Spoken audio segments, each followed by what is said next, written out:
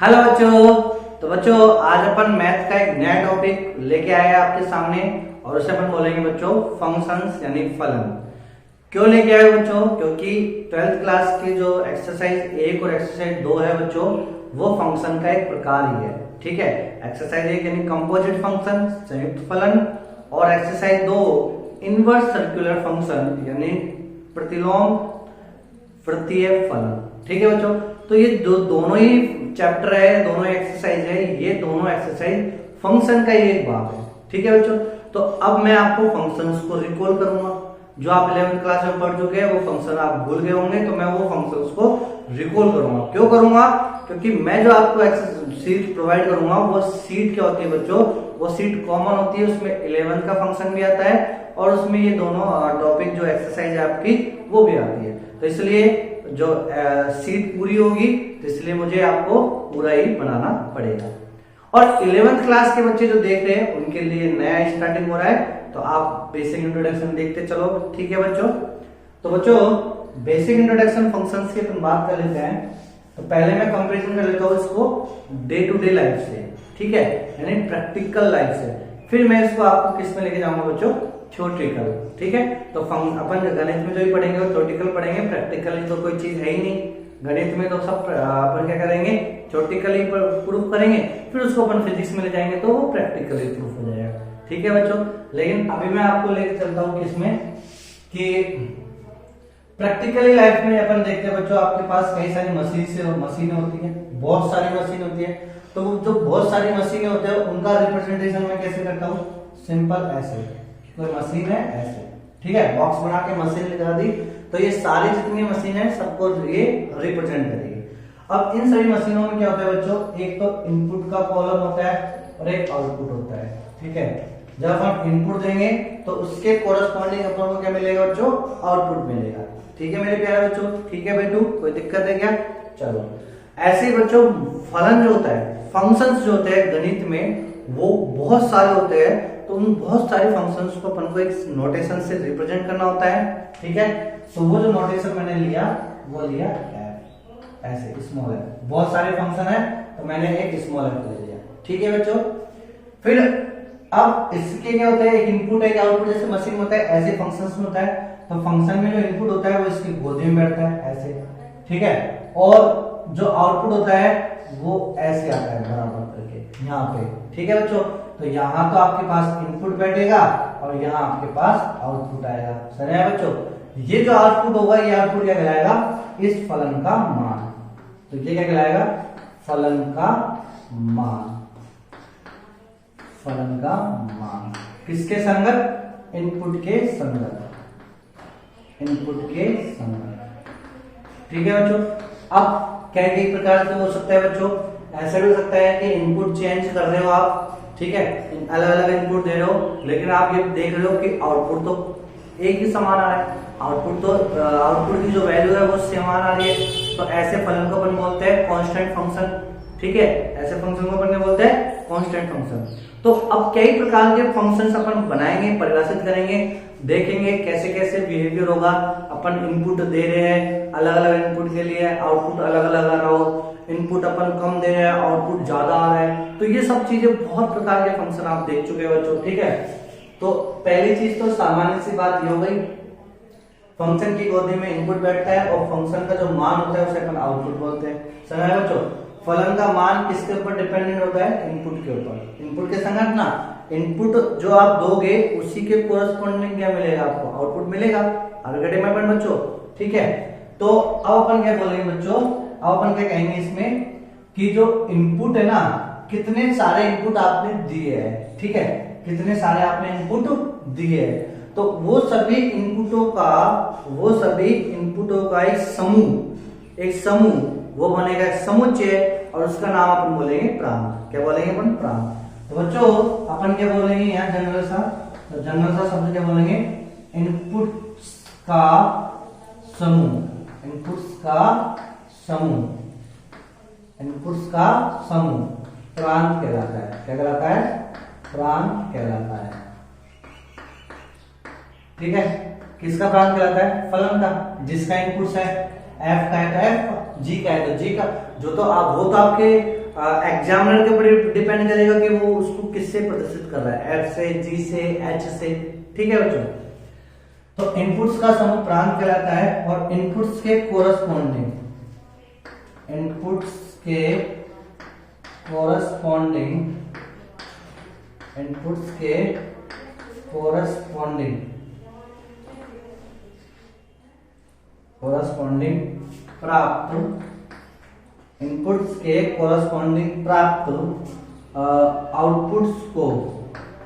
प्राप्त आउटपुट्स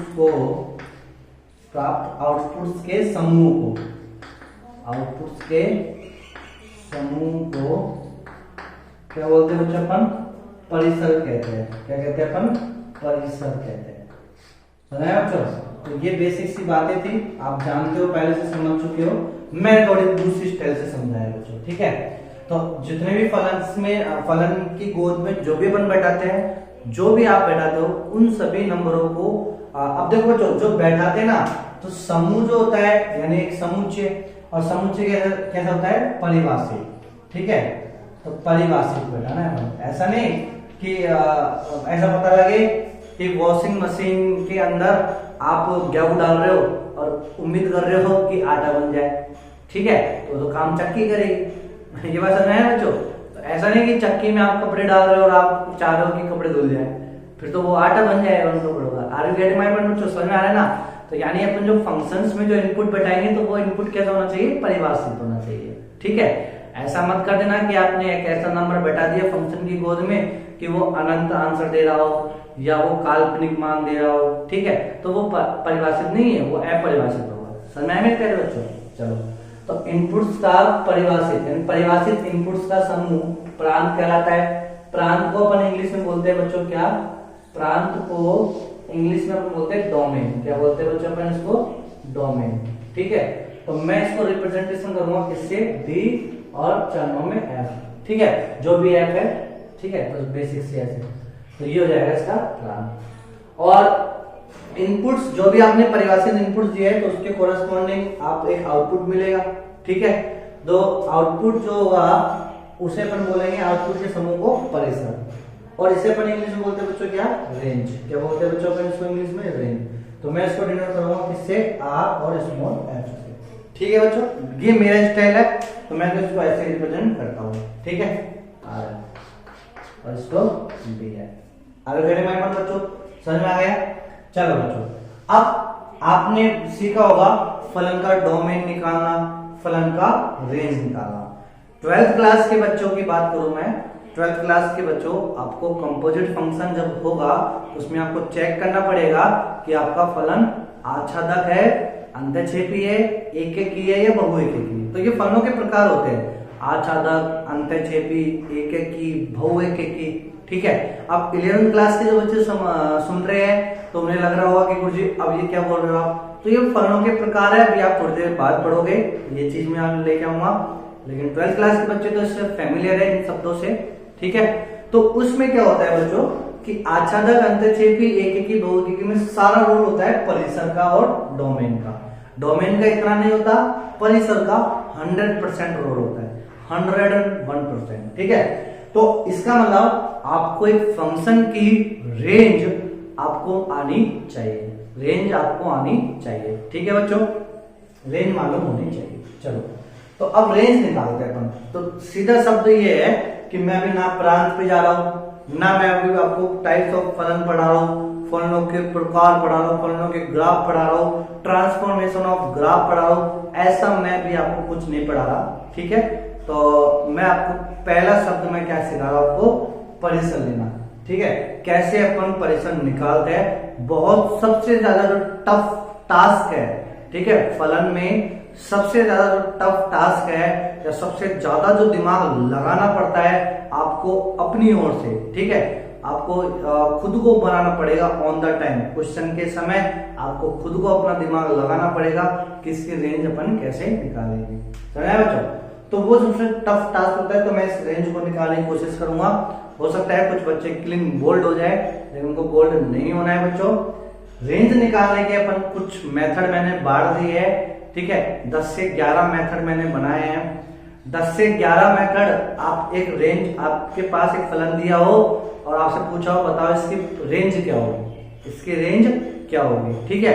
तो जब आपको इसकी रेंज निकालनी है यानी परिसर निकालना है, तो आपके जो मैथेजिस गुरु जो आपको 11-12 मेथड बताएंगे रेंज निकालने के, वो 11-12 मेथड आप उसमें लगा के चेक कर लेना, जो मेथड बैठ रहा है उस मेथड से आप उसको कर लेना। अब आप बोलोगे गुरुजी 11-12 मेथड अपन एक साथ लगाएंगे, एक एक चेक करेंगे, ये लगेगा कि ये लगेगा कि ये लगेगा कि ये लगेगा, तो बहुत टाइम हो जाएगा।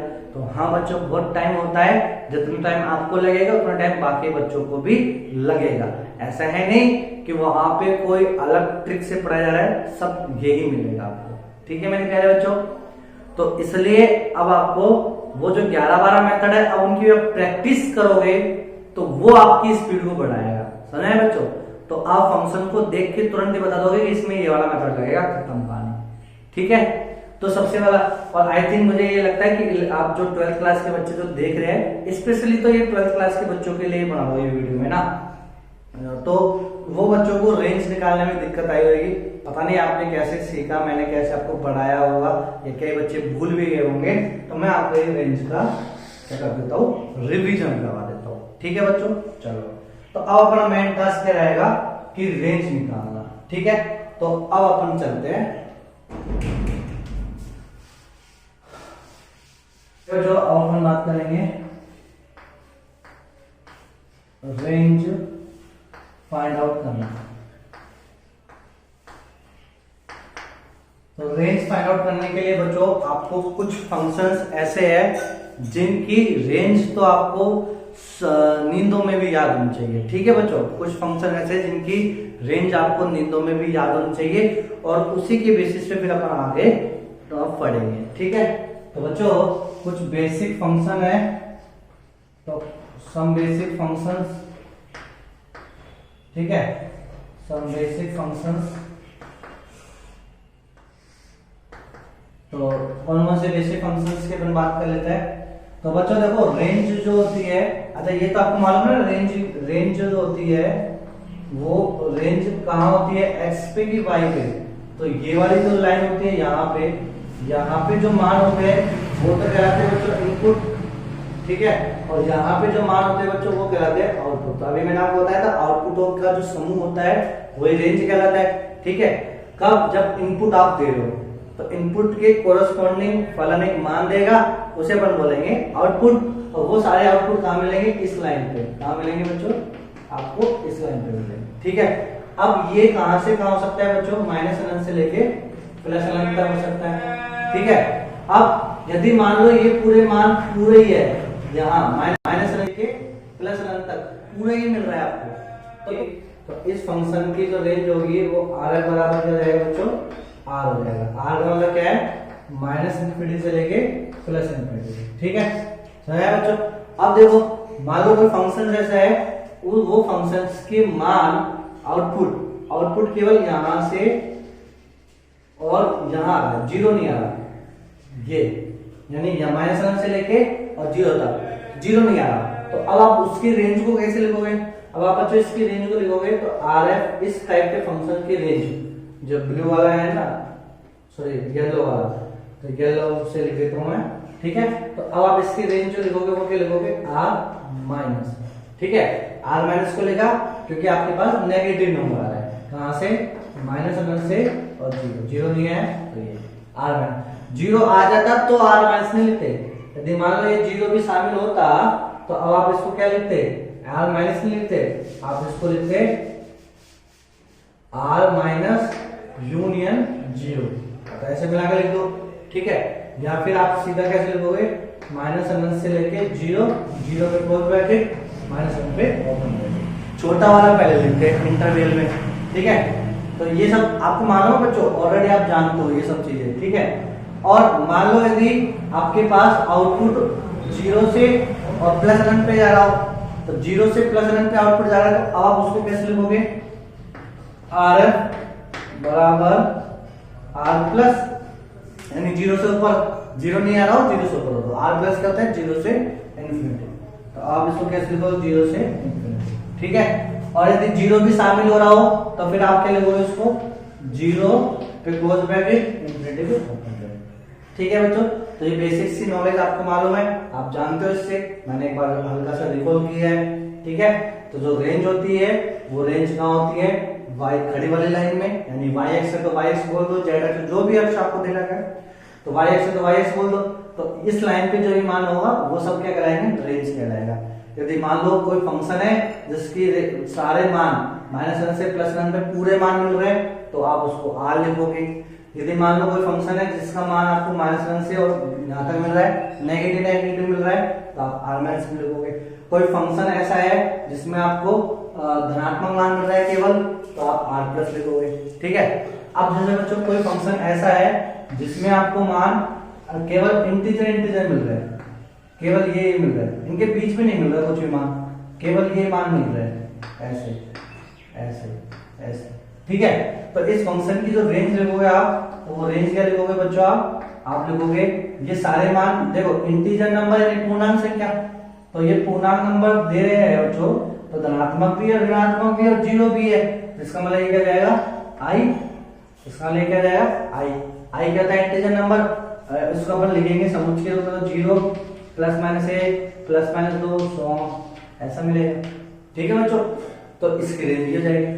अच्छा, अब यदि मान लो बच्चों कोई फंक्शन है जिसके रेंज यानी जिसमें इस वाले ग्राफ पे वाई एक्स पे जो मान है वो केवल ये मिला हो, ऐसे बस 3 ही मान मिले, केवल 3 मान मिले, ठीक है वाई के, तो आप इसकी रेंज को कैसे लिखोगे बच्चों, तो आप इसकी रेंज को रोस्टर विधि में लिखोगे। किसमें लिखोगे बच्चों, आप रोस्टर विधि में।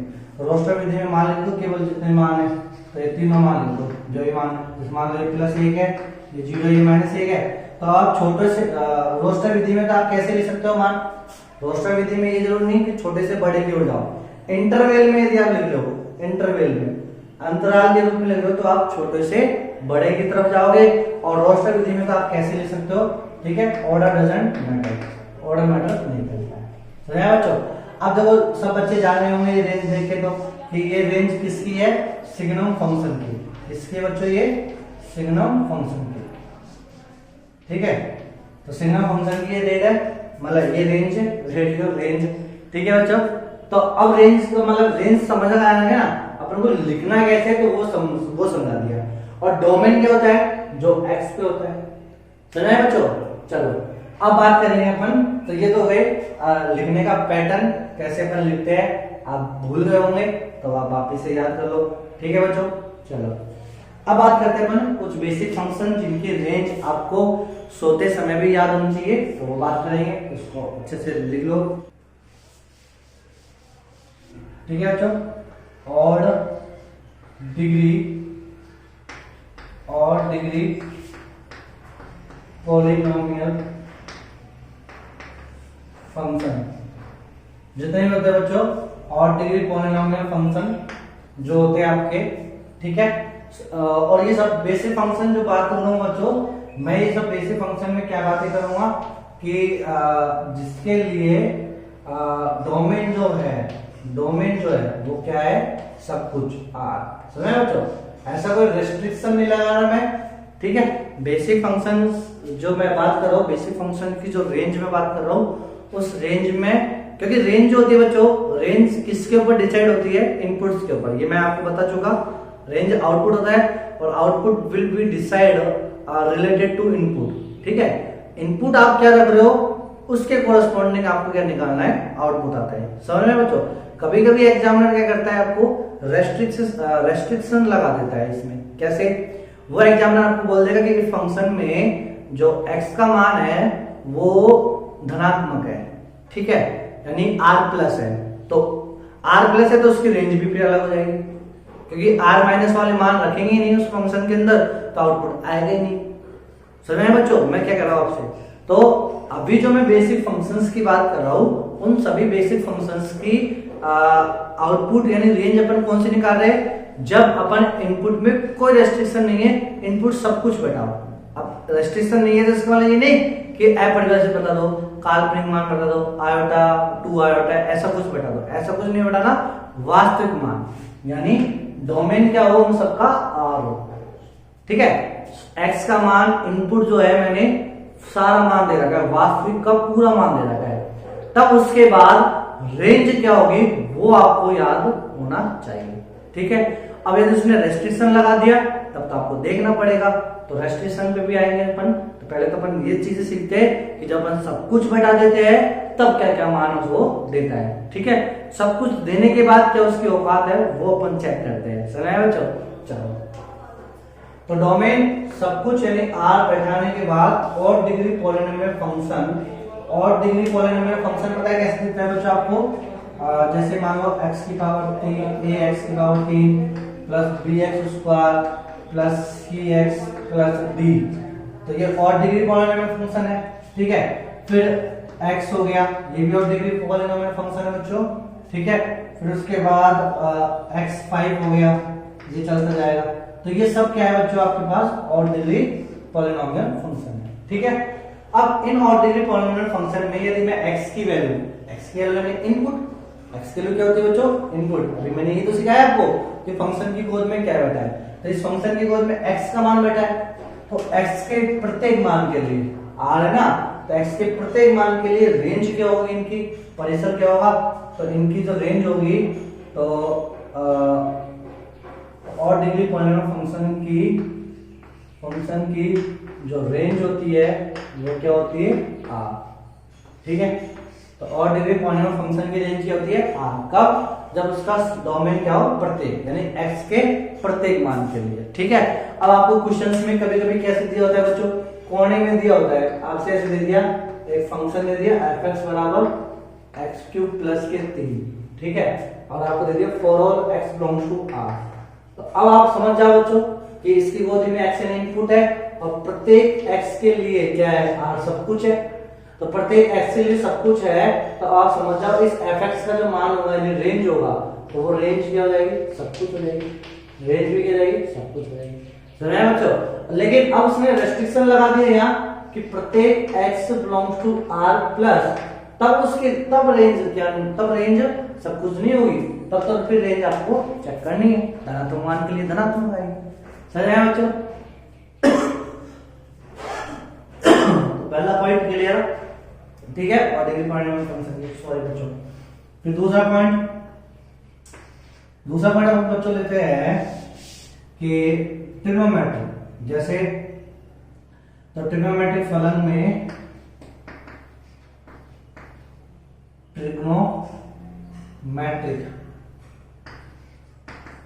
ट्रिग्नोमेट्रिक फंक्शंस में जब अपन चलते हैं तो जो ट्रिग्नोमेट्रिक फंक्शन में जो साइन होता है, ठीक है, साइन फंक्शन, तो साइन फंक्शन यानी x बिलोंग्स टू r बटा रहा है सब कुछ, तो x यानी साइन की गोदी में सब कुछ बैठ जाए तब भी इसकी रेंज जो होती है वो कितनी होती है बच्चों? -1 से +1। यानी साइन फंक्शन में x की जगह सब कुछ बैठाने के बाद भी रेंज क्या होती है? -1 से +1, हाईएस्ट इतनी होती है। ठीक है, और साइन में भी इतनी होती है और कोस में भी कितनी होती है बच्चों? तो कोस में भी रेंज कितनी होती है? -1 से +1। समझ आया बच्चों? ये ठीक है। चलो फिर उसके बाद tan आ जाओ, क्या आ जाओ? tan x। तो बच्चों tan x में देखो x सब कुछ बैठा दिया, तो x सब कुछ बैठाने के बाद इसकी जो रेंज होगी वो रेंज क्या जाएगी? r। ठीक है, तो tan x में रेंज क्या होती है? r सब कुछ। तो tan x में सब कुछ बैठाएंगे तो प्राप्त भी अपन को सब कुछ होगा। ठीक है, आउटपुट भी अपन को सब कुछ प्राप्त होगा। ठीक है बच्चों, फिर इसके बाद tan x के बाद अपन बात करते हैं sec x की, सॉरी cot x की। ठीक है, cot x की बात करते हैं। लेकिन बच्चों देखो अब एक चीज आपको क्या नहीं है इसमें, बस गलती आप ये कर गए कि जो tan x में जो सब कुछ बैठाते हो तो सब कुछ में तो क्या होगा बच्चों? एक दिक्कत हो जाती है, क्या कि जब आप π/2 बैठाओगे, क्या बैठाओगे आप? π/2। जब tan की गोद में π/2 बैठाओगे तो मान आपको मिलेगा अनंत। क्या मान मिलेगा? अनंत। इसका मतलब वो आप देखो बच्चों कैलकुलेटर होता है ना, कैलकुलेटर में जब आप tan लेना और उसकी गोद में π/2 बैठाना तो वो आपको दे देगा मैथमेटिक एरर। तो वो आपको क्या आउटपुट में क्या लिखेगा? Mathematic error. इसका मतलब आउटपुट तो कोई आया नहीं ऐसा। ठीक है, तो π/2 यानी अपन इस x में वो मान नहीं रखेंगे, सब कुछ में से वो मान निकाल देंगे जिसके लिए फलन अपरिभाषित हो, यानी फलन का मान एरर आ जाए। नहीं ऐसा नहीं। देखो बच्चों मैं आपसे क्या कह रहा हूं कि यदि मैं इसमें बोलता हूं कि for all x belongs to r, यानी x के सभी मान के लिए रेंज r हो, तो फिर ये गलत हो जाएगा। तो फिर ये गलत हो जाएगा। क्यों गलत हो जाएगा समझ आया बच्चों? क्यों गलत होगा? क्योंकि x बिलोंग्स टू r सब कुछ में तो π/2 भी आ रहा है, ठीक है, 3π/2 आ रहा है, 5π/2 आ रहा है, 7π/2 आ रहा है। ये π/2 के जितने भी विषम गुणज है सबके लिए tan का मान क्या जाता है? अनंत आता है, अपरिभाषित होता है। तो इसका मतलब मुझे निकालना पड़ेगा, समझ आया बच्चों? दिख रहा है ना आपको? तो मुझे ये क्या करना पड़ेगा? निकालना पड़ेगा रखती समय। तो यानी मैं क्या बोलूंगा कि प्रत्येक x बिलोंग्स टू r में से क्या निकाल दूं? π/2 का विषम गुणज। तो विषम को क्या लिखते हैं अपन? 2n+1, ये तो होता है विषम नंबर, तो π/2 का विषम गुणज। अब ये विषम क्या है? π/2 का गुणज है, तो 2n+1, ठीक है। तो x में सब कुछ में से यदि जब मैं ये नंबर निकाल दूं तब उसके बाद रेंज क्या होगी? r होगी, ठीक है। तो ये सिंपल सा कॉन्सेप्ट है जो आपको आना चाहिए बच्चों, आप सीख चुके हैं। तो अब कोट x में भी एक आने, कोट x का मान अनंत किस मान के लिए होता है? 0 के लिए, ठीक है। यानी अब इस x में आप लिखोगे प्रत्येक x बिलोंग्स टू r, उसमें से क्या निकाल दोगे आप? उसमें से आप निकालोगे बच्चों वो सभी x के मान जिसके लिए अनंत आ रहा हो। तो वो क्या आता है? n पाई, पाई का गुणज एक नंबर, पाई का नंबर, ठीक है। तो 0 रखोगे तो 0, पाई, 2 पाई, 3 पाई, सबके लिए कोट का मान क्या है? अनंत आता है। तो जब अपन x का मान ये रख रहे हैं तो आउटपुट क्या मिलेगा अपन को कोट में? तो कोट x का आउटपुट क्या मिलेगा अपन को? सब कुछ, ठीक है। तो tan x और कोट x का याद रखना है कि tan x में सब कुछ रखने पे सब कुछ नहीं मिलता, tan x में सब कुछ में से π/2 का विषम गुणज जब आप निकाल लोगे तब सब कुछ मिलेगा। क्या सब कुछ लगा हमारा पूरा सब कुछ हो रहा है? ऐसा नहीं बच्चों, थोड़ा सा सेम रखो, आएगा आपको ना, मेहनत करो, बिलीव इन योर स्टडी, ठीक है बच्चों। ऐसे कोटेक्स जो होता है, कोटेक्स में सब कुछ रखने पे सब कुछ नहीं मिलता, कोटेक्स में सब कुछ में से n पाई निकाल दो तब सब कुछ मिलेगा निकालने के बाद, ठीक है बच्चों, समझ आया? चलो तो ये हो गया कोटेक्स का। अब सेकेक्स की बात करो। सेकेक्स, तो बोलो सेकेक्स अपरिभाषित कहां पे होता है? तो बच्चों यानी सेकेक्स किसका उल्टा होता है? कोस का उल्टा होता है। तो कोस की वैल्यू 0 कहां पे होती है? कोस की वैल्यू 0 बच्चों कहां पे होगी? π/2 पे। कहां पे होती है? π/2, 3π/2, 5π/2, 7π/2, यानी π/2 के विषम गुणज पे, π/2 के विषम गुणज पे सेक कोस क्या हो जाता है? 0 हो जाता है, ठीक है। तो π/2 के विषम गुणज पे कोस का मान 0 जाता है, तो कोस का मान 0 गया तो सेक का मान क्या हो जाएगा? अनंत हो जाएगा। सेक का मान क्या जाएगा? अनंत हो जाएगा। इसका मतलब अब सेकेक्स में से सब कुछ नहीं बैठाना है मुझे, सब कुछ में से क्या निकाल देना है मुझे? सब कुछ में से 2n+1, ये तो गया विषम, और ये किसका गुणज है? π/2, तो π/2 लगाओ, समझ में बच्चों? तो यानी अब जब सेकेक्स में इनपुट में यदि ये दूंगा तब आउटपुट क्या मिलेगा? अब देखो बच्चों, सेकेंड्स का जो आउटपुट होता है वो -1 से छोटा छोटा और +1 से बड़ा बड़ा मिलता है। -1 और +1 के बीच में नहीं मिलता है। यदि आपने सेकेंड्स का ग्राफ पढ़ा हो, यदि नहीं पढ़ा तो आप देखो सेकेंड्स का ग्राफ, ठीक है, तो उसमें पता चल जाएगा। तब उसकी रेंज आपको मिलेगी, तो रेंज क्या मिलेगी बच्चों आपको?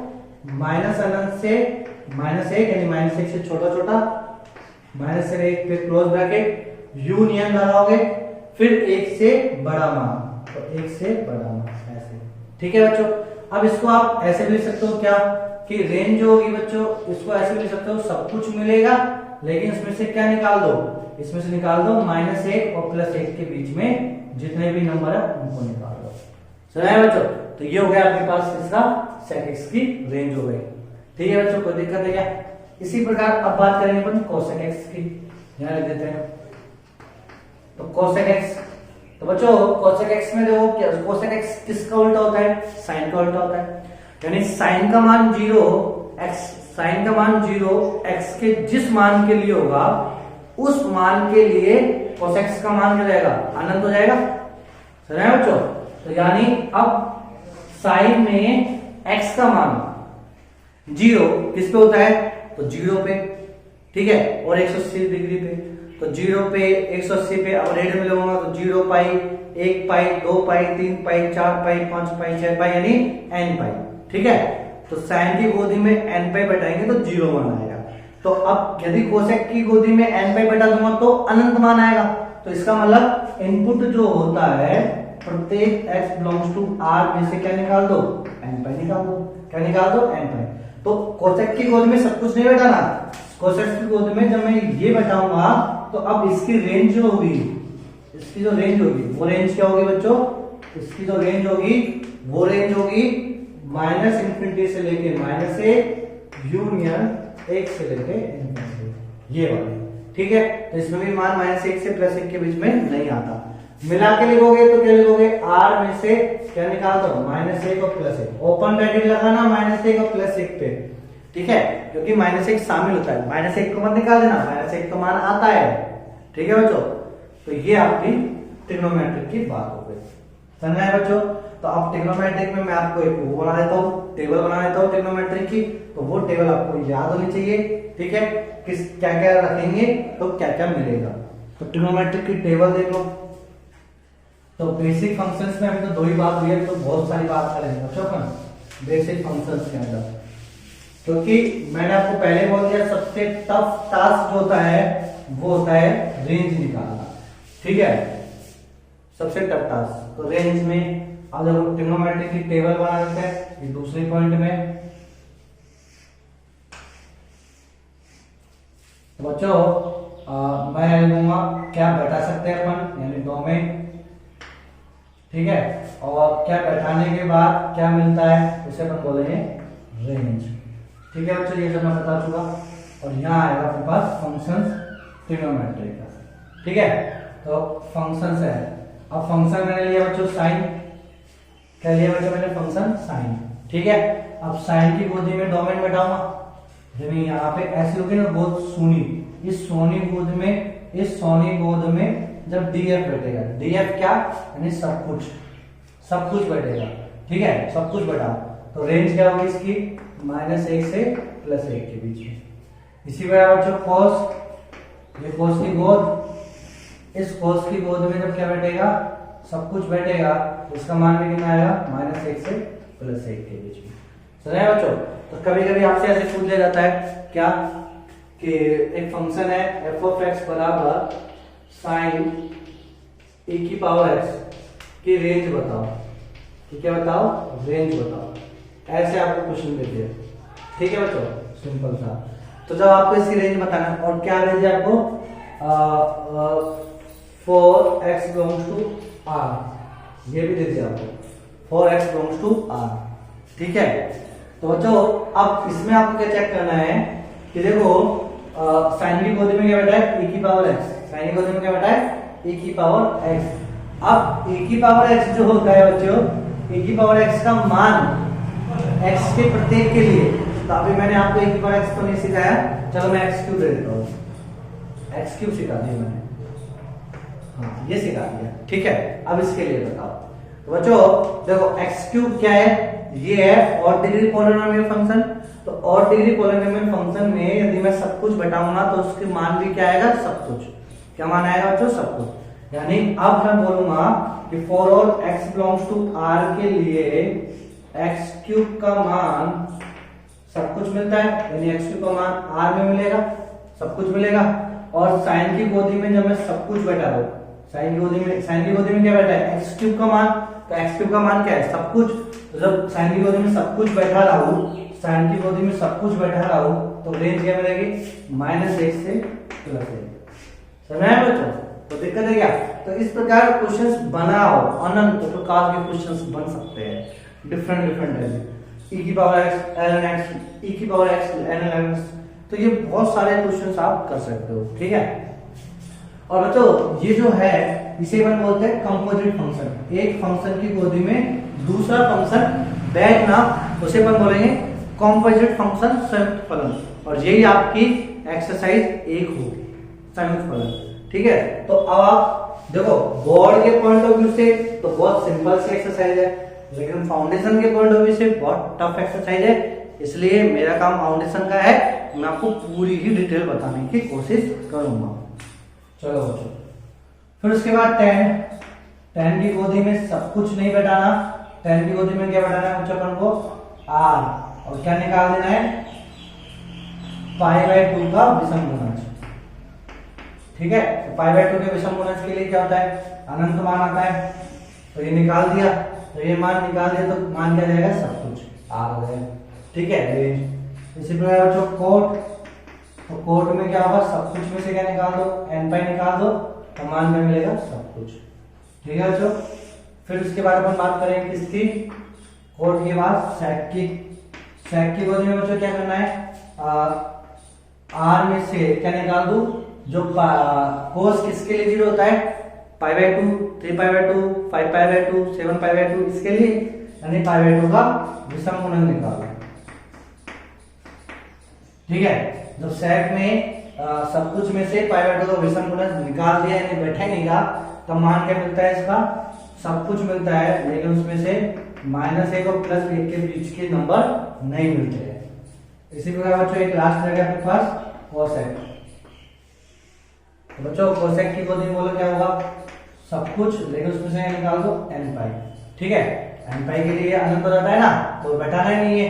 जब बैठाएंगे नहीं तो मान क्या मिलेगा आपको? -1 से 2।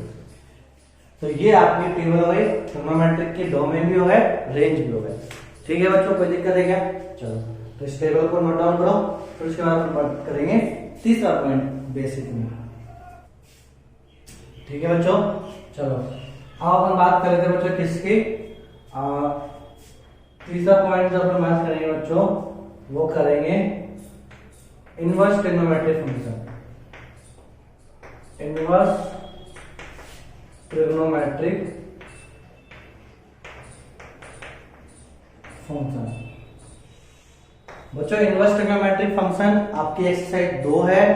ठीक है, अब एक्सरसाइज 2 बच्चों देखो बहुत बहुत इंटरेस्टिंग है बच्चों, ऐसा घुमाएंगे आपको कि पूछो मत। ठीक है बच्चों, लेकिन बोर्ड के पॉइंट ऑफ व्यू से बहुत सिंपल एक्सरसाइज है, केवल फॉर्मूले है, याद करो, बैठाओ, आंसर खत्म कहानी। ठीक है बच्चों, तो इनवर्स ट्रिग्नोमेट्रिक फंक्शंस क्या होगी बच्चों?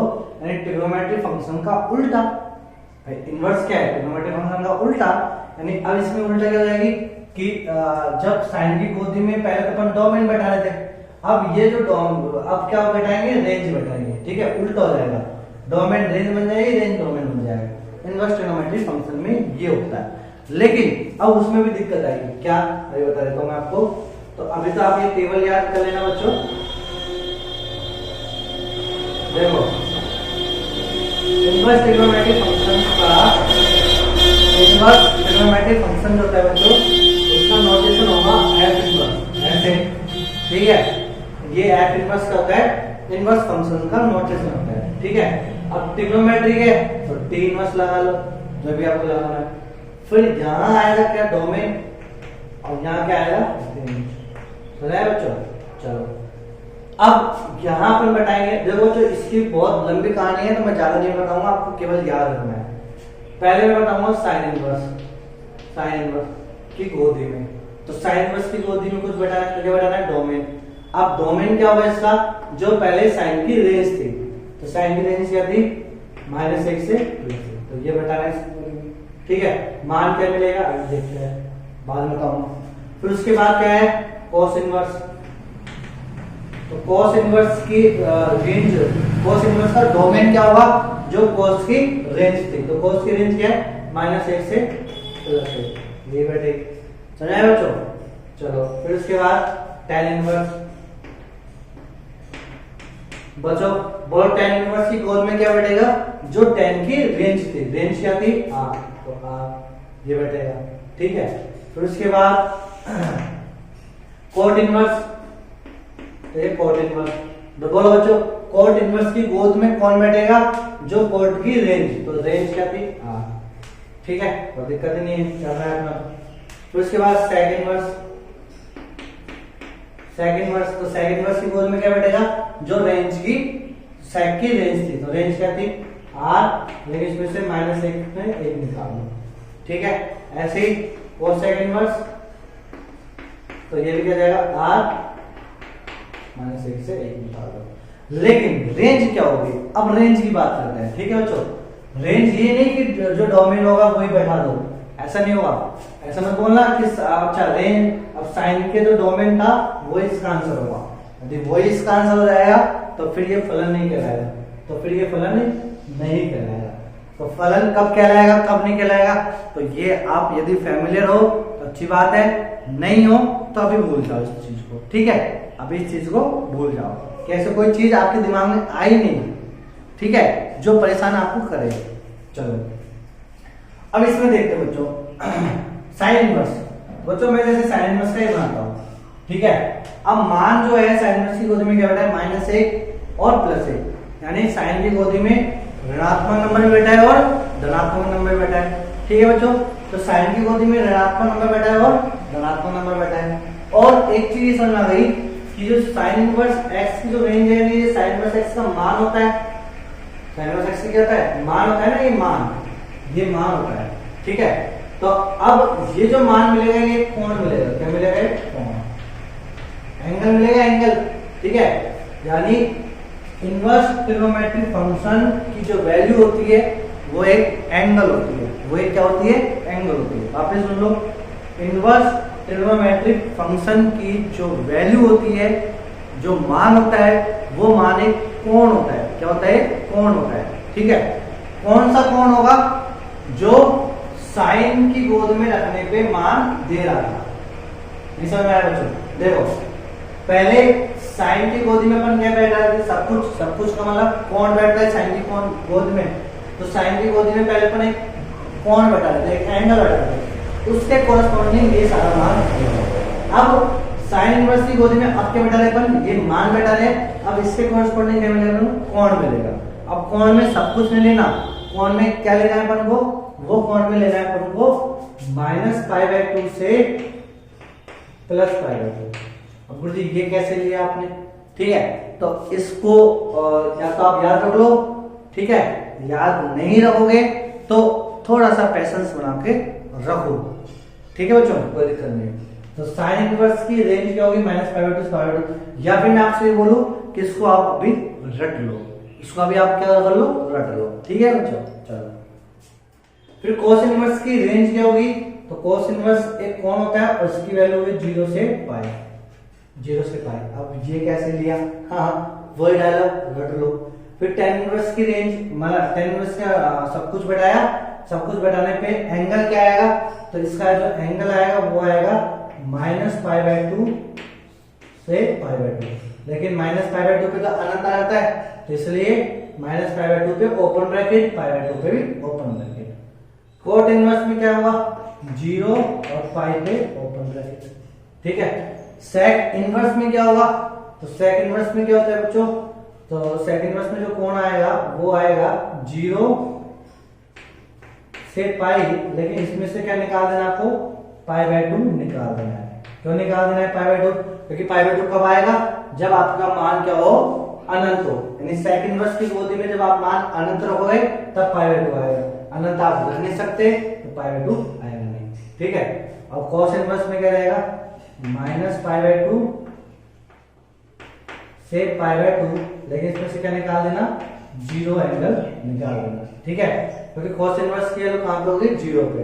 हमारा 0 कब आएगा, जब cos इनवर्स की गोदी में क्या बैठा हो, अनंत बैठा हो, तब क्या आएगा, 0 डिग्री एंगल आएगा। तो अनंत बैठा नहीं सकते, 0 डिग्री एंगल नहीं आएगा, ठीक है। अब कई बच्चों को क्या हो गया, इसमें खतरनाक सा पेन हो गया कि अरे यार ये तो दिमाग से पर है। बच्चों यदि मैं इसको बताने लग गया तो फिर आपकी पूरी इनवर्स ट्रिग्नोमेट्रिक फंक्शन ही हो जाएगी, एक्सरसाइज 2 ही हो जाएगी, ठीक है। बोर्ड की तो एक्सरसाइज 2 ही, इसी पे बेसिस है, बस इतना सा बताओ हो जाएगा, खत्म। तो मैं भी वो नहीं छेड़ रहा, मेरा टॉपिक क्या है, रेंज निकालना। रेंज कैसे अपन निकालते हैं फंक्शंस की, वो है, वो कैसे निकालेंगे जब हमको कुछ फंक्शंस की रेंज आधी रात में भी मालूम हो। तो ये यूनिवर्सल ट्रूथ है, यही होती है, तो आपको ये याद रखना पड़ेगा। अभी आप ये याद रख लो, बाद में मैं आपको ये समझा भी दूंगा अच्छे से, ठीक है। तो दूसरा पॉइंट था अपने पास ट्रिग्नोमेट्रिक फंक्शन की डोमेन रेंज, और तीसरा है इनवर्स ट्रिग्नोमेट्रिक फंक्शन की डोमेन और रेंज। ये होता है, आप लिख लो इसको, याद रखना है आपको ये सब चीजें, ठीक है बच्चों। फिर उसके बाद चौथा पॉइंट जब हम बात करेंगे बच्चों, वो करेंगे इवन डिग्री पॉलिनोमियल फंक्शन।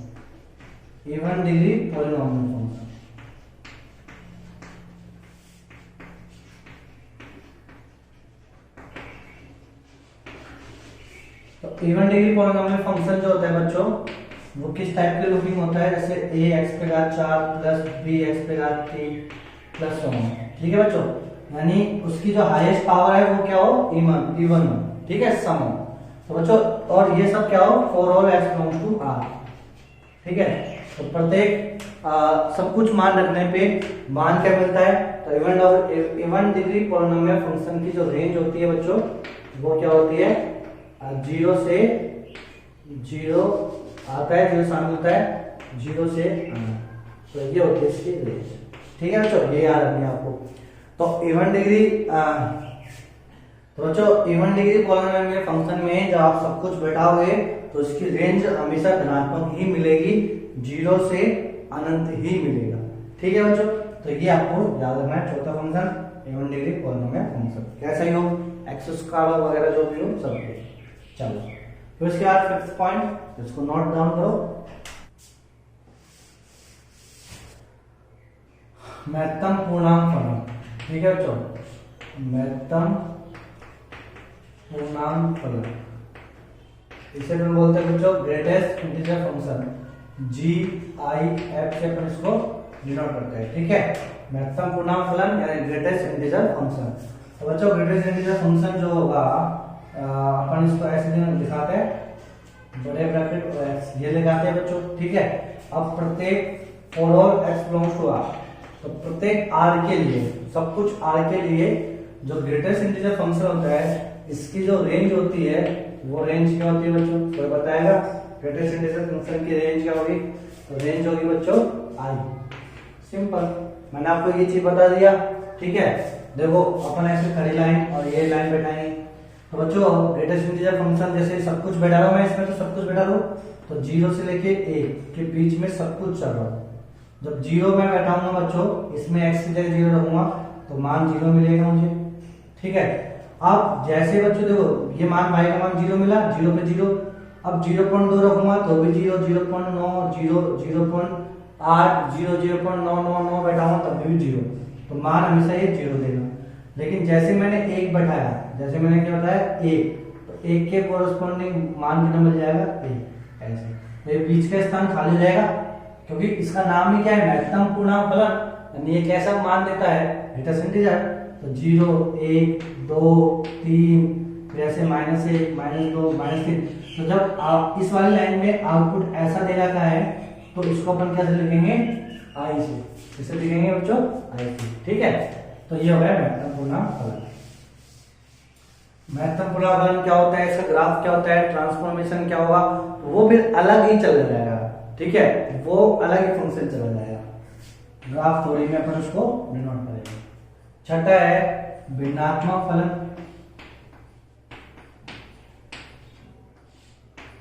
भिन्नात्मक फलन यानी फ्रैक्शनल फंक्शन, ठीक है बच्चों।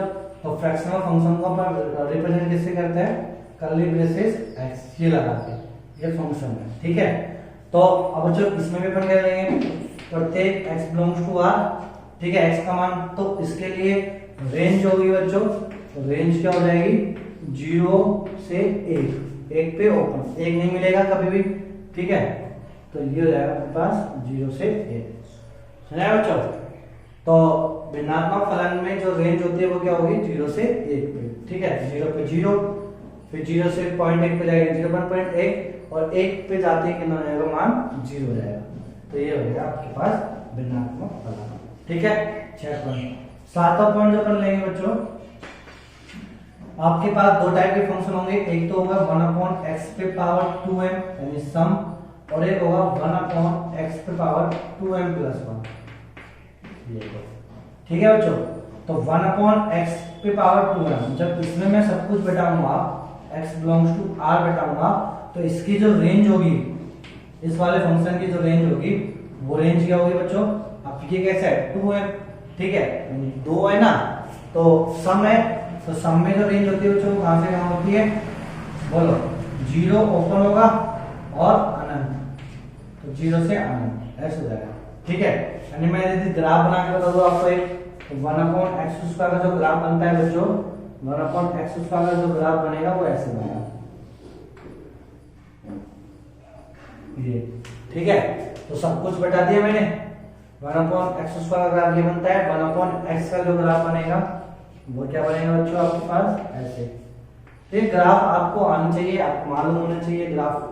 ठीक है, ग्राफ थ्योरी। तो बच्चों ये तो हो गई रेंज इसकी है, लेकिन इस वाले की जब मैं बात करूंगा, इस टाइप की कोई फंक्शन हो, इस टाइप का कोई फंक्शन हो, तो x बिलोंग्स टू r के लिए जो रेंज होगी, वो रेंज क्या होगी बच्चों? सब कुछ होगी, लेकिन उसमें से क्या निकाल दो? 0 निकाल दो ना। तो 0 निकाल दो बच्चों। 0 क्यों निकालना है बच्चों? क्योंकि अभी मैंने बताया कि 1/x यानी ऑड वाला हो तो ऐसा बनेगा। तो अब ये जो अनंत, माइनस अनंत और प्लस अनंत जब रखेंगे, तब जाके क्या मिलेगा आपको? 0 मिलेगा। तो माइनस अनंत प्लस अनंत है नहीं भाई, x का मान जब मैं अनंत रखूंगा तभी तो जाके 1/अनंत 0 मिलेगा, तो 0 तो कभी मिलता ही नहीं है, तो ये हो जाएगा। ठीक है बच्चों, सातों पॉइंट समझ में आ गया? ठीक है, कोई दिक्कत है क्या? तो ये आपके हो गए बच्चों बेसिक फलन। e की पावर x, ln x का भी देख लो, e की पावर x आठवां पॉइंट, e की पावर x। ठीक है बच्चों, तो e की पावर x की रेंज निकालनी है, तो for all x belongs to r, तो x के प्रत्येक मान के लिए जो e की पावर x की जो रेंज होगी ना, वो रेंज होगी कितनी बच्चों? इसकी रेंज होगी 0 ओपन और अनंत ओपन, तो इसकी रेंज 0 से इनफाइनाइट होगी। ठीक है, ग्राफ से अपन देख सकते हैं, तो ग्राफ इसका ऐसा बनता है। ठीक है, तो आपके पास यहाँ जो रेंज है, तो रेंज का ये 0 से लेके तो खाली पड़ा है पोर्शन, तो 0 से जस्ट ऊपर और अनंत तक जा रहा है। ठीक है, वैल्यू y की वैल्यू, तो ये हो जाएगा 0 से अनंत। तो मैं बच्चों को दिक्कत है क्या? अच्छा, e की पावर माइनस x का पूछा जाए, तो e की पावर माइनस x का ग्राफ ऐसे बनता है, तो रेंज तो अभी भी क्या होगी?